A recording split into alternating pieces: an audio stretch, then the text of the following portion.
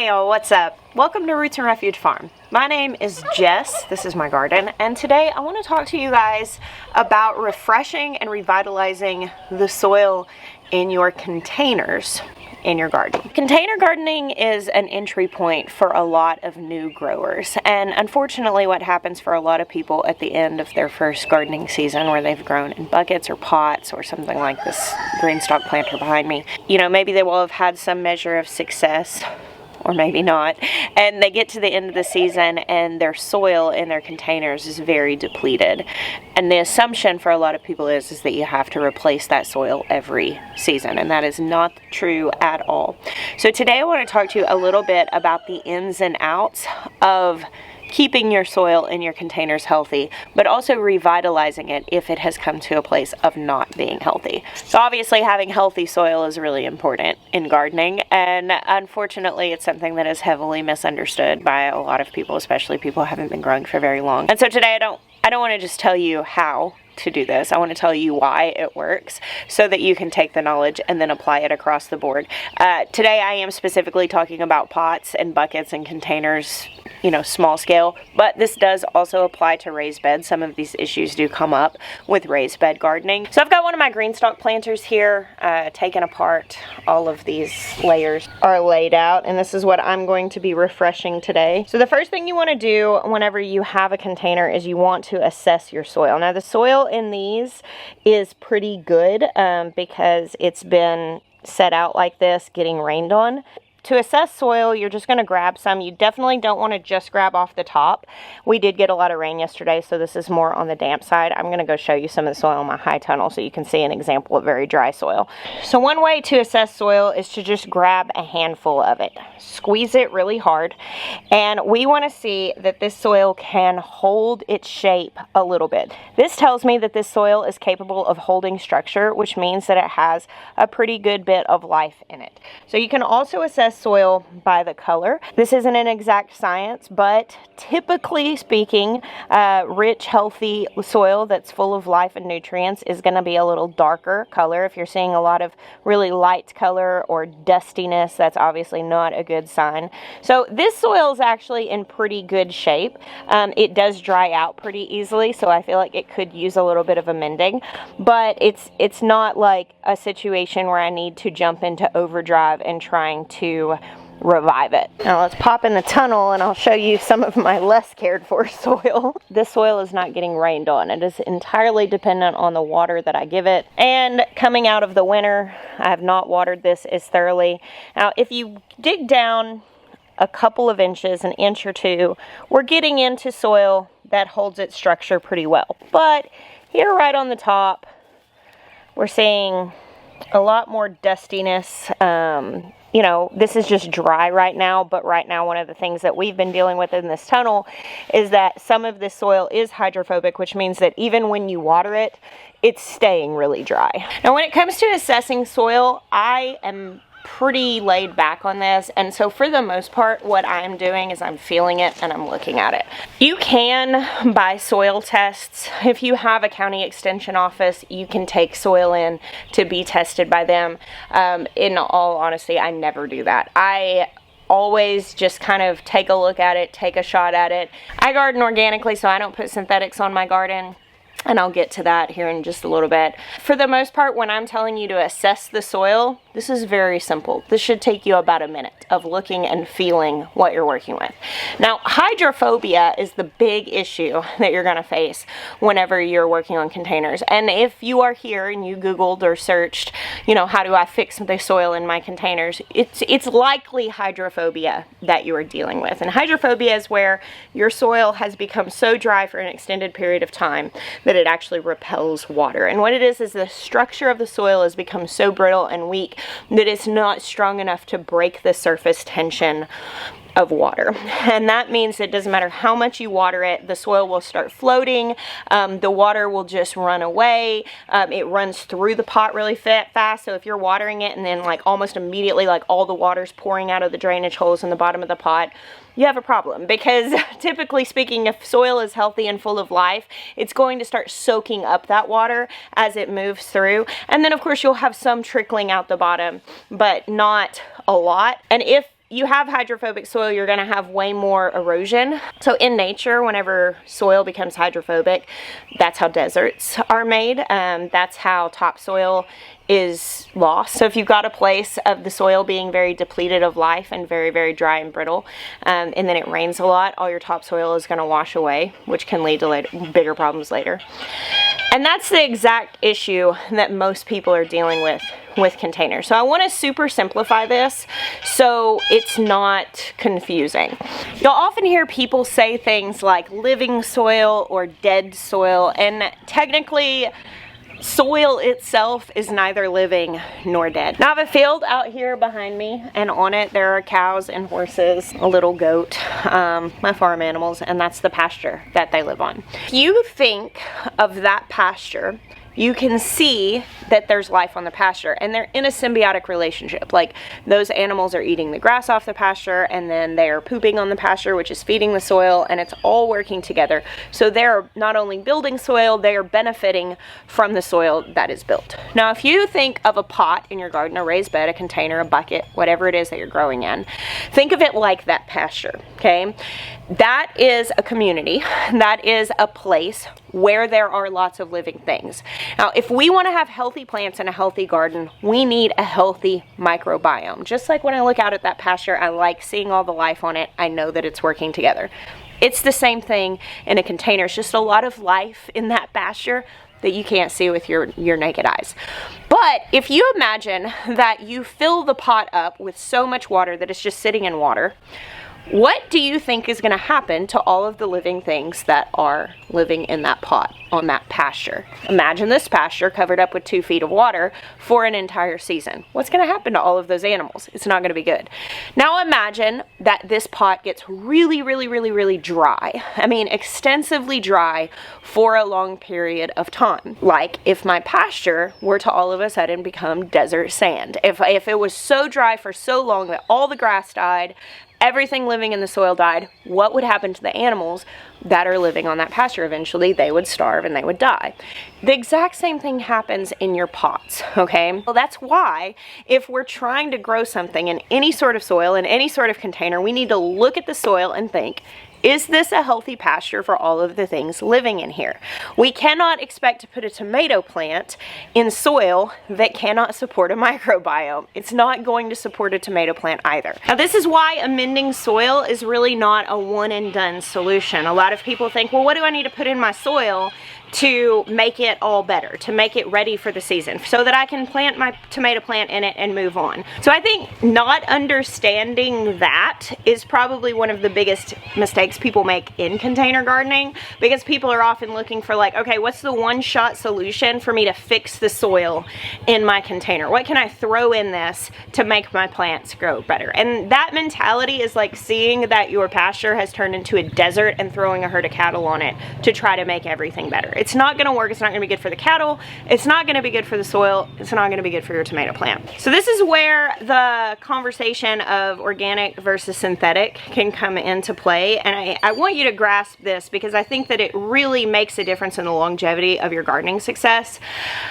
There are things that you can purchase that are going to be more simulating that one-shot functional fix, where you can pour something or sprinkle something onto a container, onto a garden bed, and you can see a lot of growth and life in your plants, and you can think, oh, that worked, that fixed it. But ultimately, on a soil level, it's really not fixing the problem. So synthetic fertilizers are synthetic. They do not have life in them. They're not building the microbiome. So whereas they may provide like a ton of synthetic ammonia to your plants, and so you see lots of green growth in your plants, they are doing nothing to actually amend the health of that soil and repopulate the microbiome in that soil. So for instance, like worms in your soil are very, very beneficial, and all of those other little critters and living beings that we can't see with the naked eye, they are helping create create that soil structure where your soil can hold water, absorb water. They create the nutrition for the plant. The microbiome equals longevity and sustainability in your soil. So if you go to something synthetic, you throw it in the soil, which is a desertified pasture, which has no life in it. Yeah, you may see some greening in your plants, but you're gonna have to keep relying on that product. Whereas if you focus on feeding the microbiome, maintaining the microbiome, you can potentially continue gardening without having to keep buying inputs to go into that garden. And in the end, there have been a lot of tests done on the food that grows in soil that's fed by synthetics versus soil that has a healthy microbiome. And we benefit greatly from eating food that has organic, natural nutrition in it.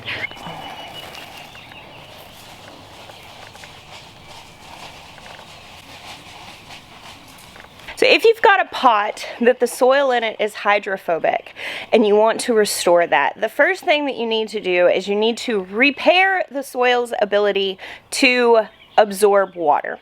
And you can do that by adding organic matter, because essentially you have these parts of the soil, the particles of the soil, that are so weak that they can't break the surface tension of water. Well, you can put them next to soil that can hold water. So one thing you can do is just mix some compost in with it. Or what you can do, which is what I will typically do, is I will try to soak that pot for a period. So right here I have a container, I've got a tree in it, and this soil was really hydrophobic. It was just not holding water at all. Now right now it is sitting in a bucket with water.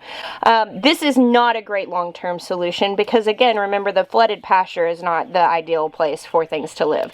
So you can see this soil is really too wet. It's like pretty sopping.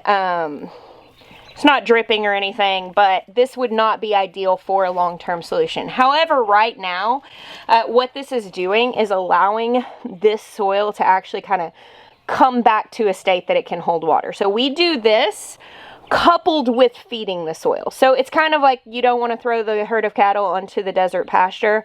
Watering it is good, but we also need to re-engage the life. So a lot of times what I'll do if I have a hydrophobic container is I will set it in water, and then every couple of days I will come and I will water the container with some sort of very diluted liquid fertilizer. And essentially what I'm doing here is I am introducing life back into the microbiome while sustaining that soil's ability to give that life the water that it needs. Because soaking it is great. If you soak it and it gets to where the soil is nice and wet again, okay, it seems that you've solved the problem. But if you then take that soil out of the water and you didn't reintroduce any life to the soil, eventually it's just going to dry out really quick again. Because remember, the microbiome is actually what enables that soil to continually hold water. If you put a pot in water like this, you let it soak and you water it with some sort of diluted fertilizer every couple of days, you can really restore a container in about a week's time. Now there is a little trick that you can do, and it's kind of like a kickstart to rehydrating hydrophobic soil. But I want to explain exactly why this works so you can use it with caution and full understanding. So the trick is that you can put a squirt of dish soap in water and water the soil. And essentially what dish soap does, I heard it explained once that it makes water wetter, but what it actually does is dish soap actually just breaks the surface tension of water. So it essentially kind of cheats the water's effect to the soil and makes it where it can access that soil a little bit more. The problem is that a lot of dish soaps are antimicrobial.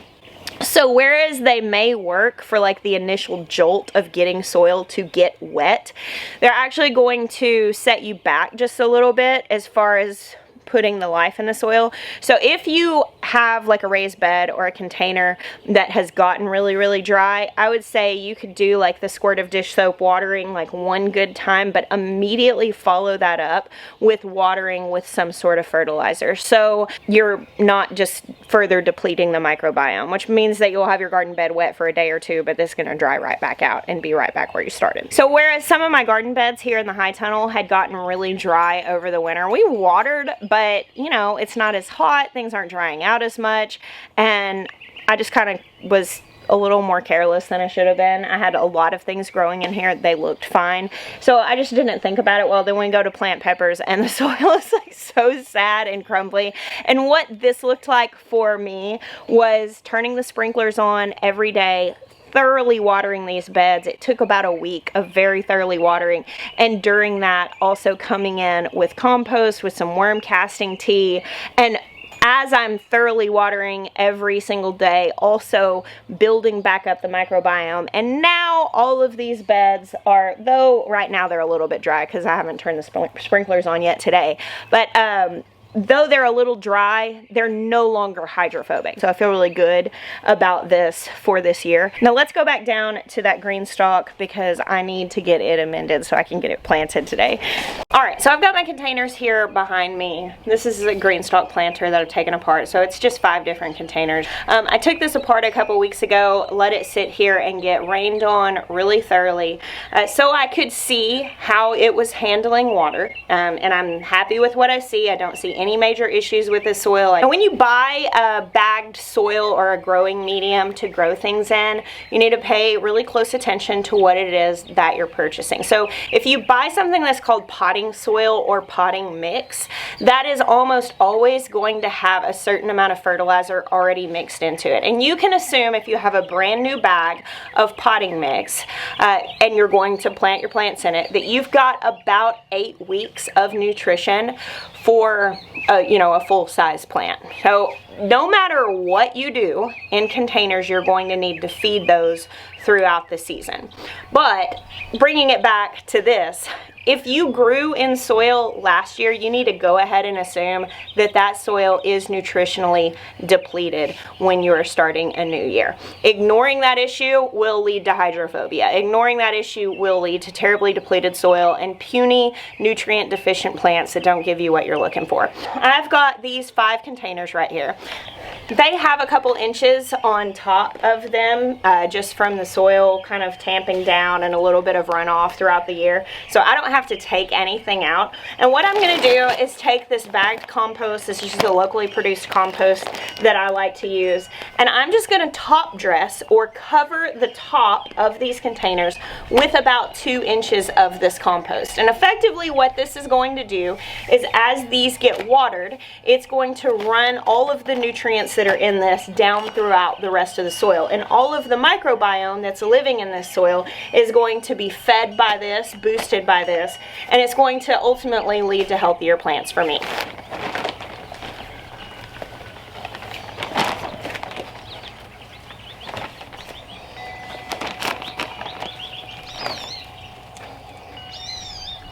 Now once we have our layer of compost on top, the next thing that we're going to do is we're going to water in some more nutrients, some more life for the microbiome.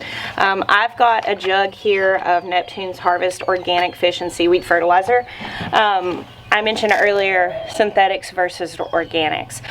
Whereas synthetics are going to give a high amount of synthetic fertilizer to my plants, therefore they may make my plants look better faster. They are going to be detrimental, since there is no life in that synthetic fertilizer, to what is living in the soil. It can damage the microbiome, it can damage the worms that are living in the soil, all the things that I want there. Whereas with something like an organic fertilizer, it's actually going to boost the microbiome, it's going to feed the worms, it's going to make everything that's living in the soil super happy. However, like many organic or holistic approaches, it's not a one-shot, one-and-done thing. So the way that I like to do this is a very small amount. Never supersize your fertilizers. Whenever you read the back, I think this one calls for like a tablespoon per gallon. Okay, 1 fluid ounce per gallon, 1/8 of a cup. And I usually don't even measure it. I just put a splash into my bucket of water, so I may even be doing less than that. But I'm going to water this every day for about 3 days. Now, if I had hydrophobic soil and I was sitting this in water, or I was watering it super heavily every day, I may do that for like a week until I can look at my soil and see that it's holding structure well, that it's looking nice and rich. Now, another thing that we use is worm compost tea, or just compost tea that we brew. I've showed how to do that in the past. I have a blog post about it as well as a video about it. I think anybody who's growing in containers should totally consider putting putting a little worm farm on their back porch. You can do it in a small amount of space and create your own input so you don't have to buy things anymore. And a super diluted worm tea also works right here. As far as putting the compost on top, like I did, you could put worm castings on top. That would also work.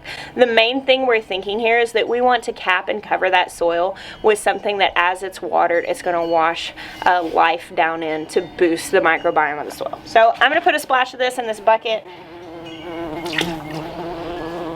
Oh, there's a little bee buzzing around, you guys. All right, and then I'm going to go ahead and pour this onto my containers.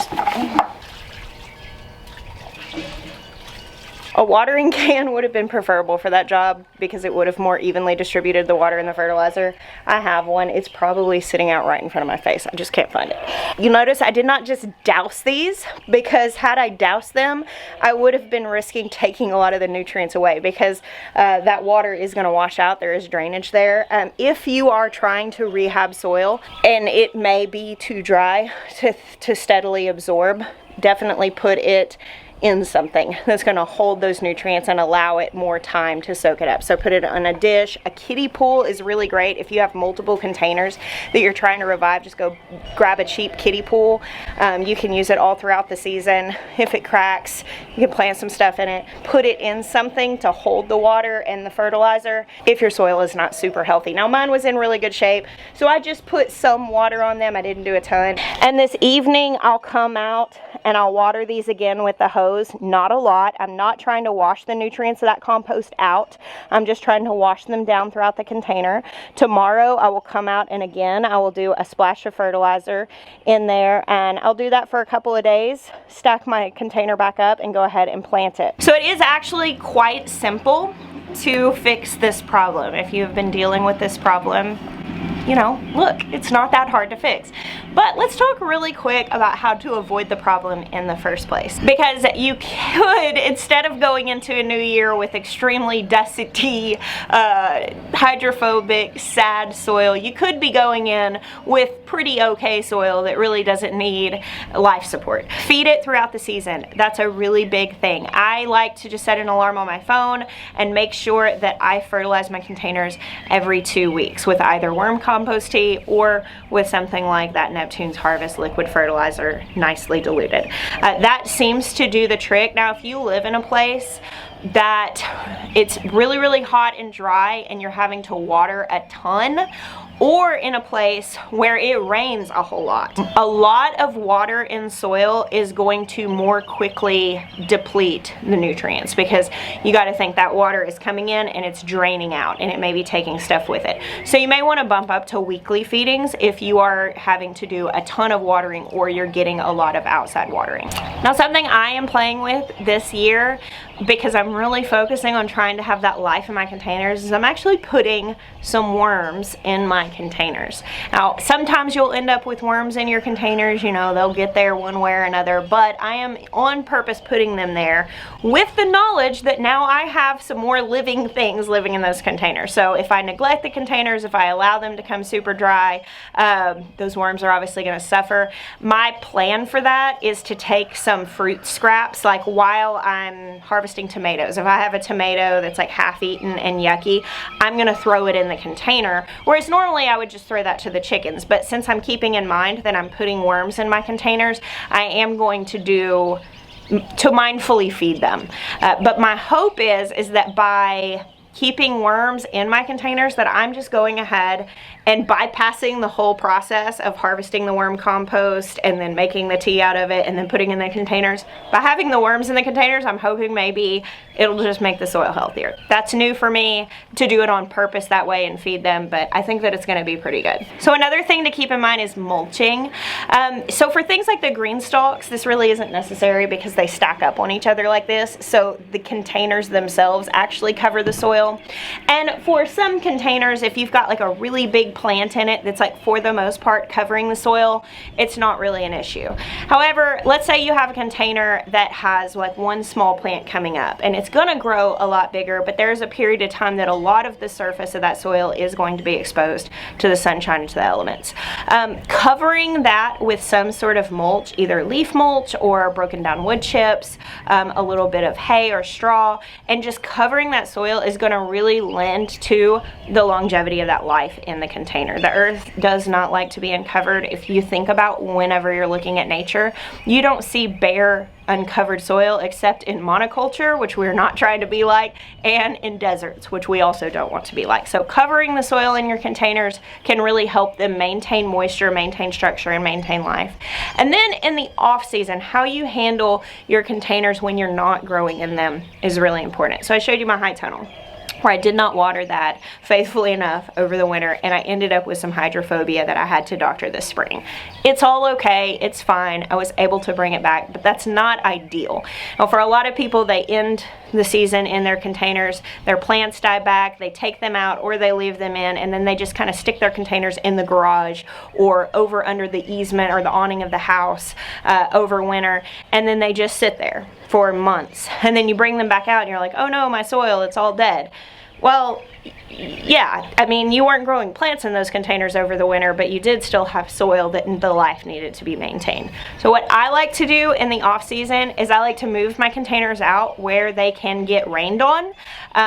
We have pretty wet winters, and so that's typically enough. If I don't have anything in them, throwing something over the top of the soil, mulch-wise, to keep it covered over the winter really helps. If you're in a place where it snows and your containers are crack-proof, you know, leaving them out where they can get snowed on, you'll have pretty decent soil once that snow melts and you go to plant again in the spring. Just keep in mind, even when you're not growing plants in your containers, you are still maintaining life in them, and that will save you from having to do rescue missions for your soil every spring. So that is my very long answer to a simple question. I did want you to just have the mindset to be able to view this properly. I have been able to successfully grow lots and lots of things in all different sizes and shapes of containers by keeping in mind that I'm just maintaining an environment and an ecosystem. And if I look at it like that and I feed it appropriately and I water it appropriately, I don't have any issues. Thank you guys for hanging out with me today and all the days that you do. I bless you. Until next time.